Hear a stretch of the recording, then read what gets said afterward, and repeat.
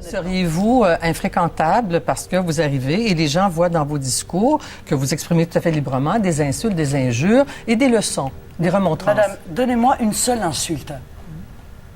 Vous êtes journaliste, madame. Oui, vous je n'êtes vous pas ai posé... militante. Vous êtes Non, journaliste. oui, Bon, je vous posais la question. Par conséquent, vous êtes obligé de Ils ont faire tous une tort. analyse factuelle des Oui. choses. Montrez-moi une insulte. Alors, ils ont tous tort, ces gens-là. Non, montrez-moi, madame. Vous avez dit insulte et injure. Montrez-moi une insulte et une Je ne injure. réponds pas à vos questions, madame. C'est moi qui pose des questions. Ah bon, madame le procureur, alors si c'est vous qui posez les questions, en effet, dans ces termes-là... Je vais vous faire entendre. Madame, je n'ai insulté. Je dis je suis contre l'immigration. On a le droit de dire ça ? Se mêle de politique. Mais ce que ce monsieur oublie... Ils ont le droit de le faire. Oui, bien sûr, ils ont le droit de le faire. Mais ce que ce monsieur oublie, c'est qu'il y a un concept auquel je crois nous sommes tous attachés, ça s'appelle la démocratie. Ouais. Et la démocratie, ça consiste aussi à entendre ceux qui sont en désaccord avec vous, figurez-vous. C'est merveilleux comme concept.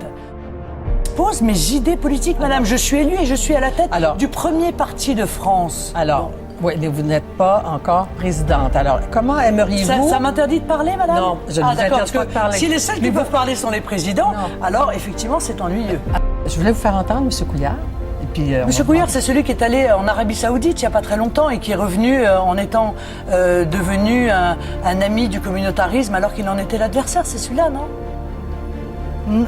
Non, madame, excusez-moi, mais je suis une responsable politique.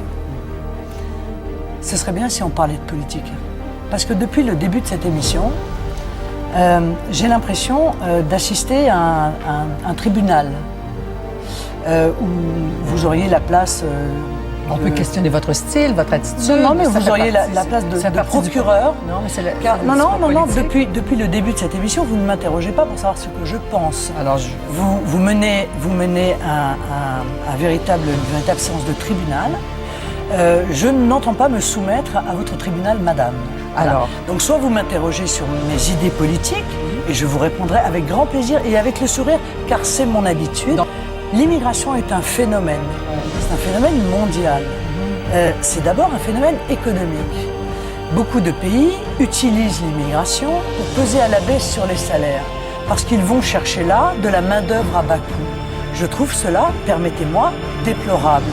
Parce qu'on se sert de gens que l'on fait travailler à bas coût et évidemment que l'on met en concurrence avec les compatriotes du pays.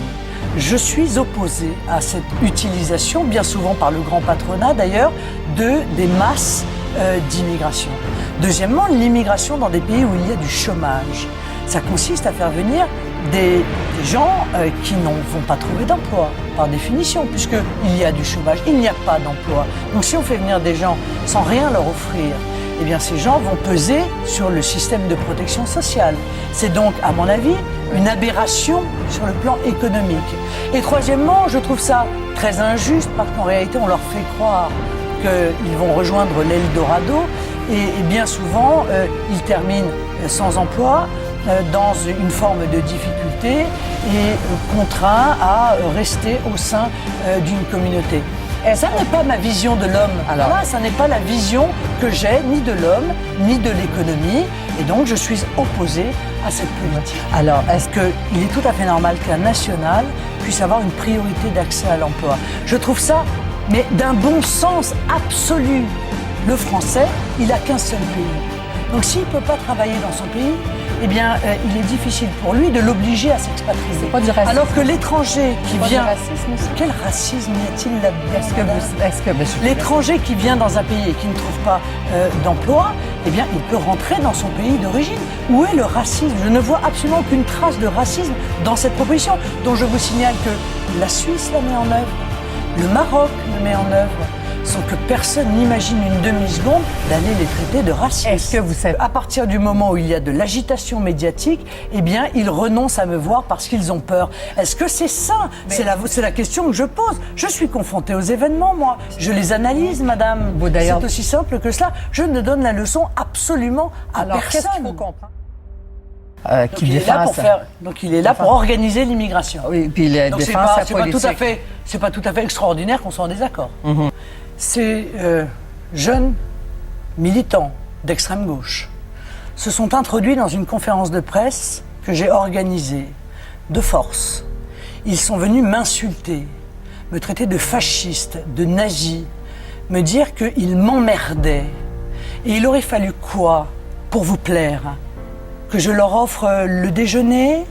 Que je les remercie peut-être d'être venus ainsi perturber une conférence de presse en effectuant des violences? C'est cela que j'aurais dû faire? La parole, non mais ici. madame, est-ce que c'est cela que j'aurais dû faire? Oui ou non?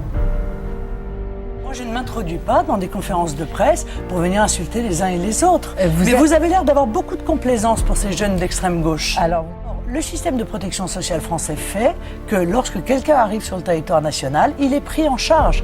Il est soigné gratuitement, ses enfants sont éduqués, enfin gratuitement, il y a bien quelqu'un qui paye évidemment.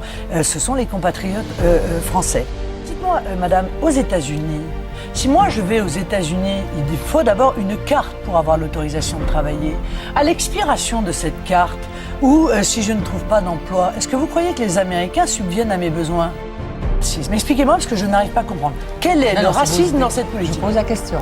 Non mais je vous ai répondu. Mais vous continuez à me parler de racisme. Quel racisme y a-t-il dans cette politique? Alors, Quel est le racisme? Là, je n'arrive même pas à comprendre. très bien. Alors, Attaché à la souveraineté, je pense qu'un peuple n'est heureux que quand il est libre. Aujourd'hui, la France n'est pas libre. Par conséquent, si je suis élu président de la République, j'irai me tourner vers l'Union européenne en lui demandant de nous rendre notre souveraineté. Très sincèrement, Je pose la question. vous croyez très sincèrement que c'est moi qui crée la peur du terrorisme, madame?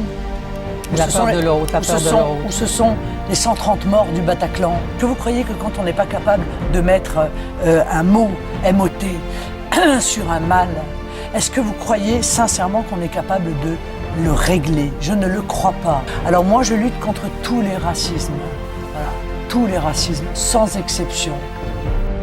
D'avoir un argument sur le fond, on utilise cette litanie, on sort la boîte à insultes et on se sert raciste, xénophobe, etc. Et on pense qu'on va comme ça discréditer l'adversaire sans avoir besoin d'échanger des idées, de confronter des arguments. C'est précisément d'ailleurs, en gros, ce que vous faites depuis le début de cette émission.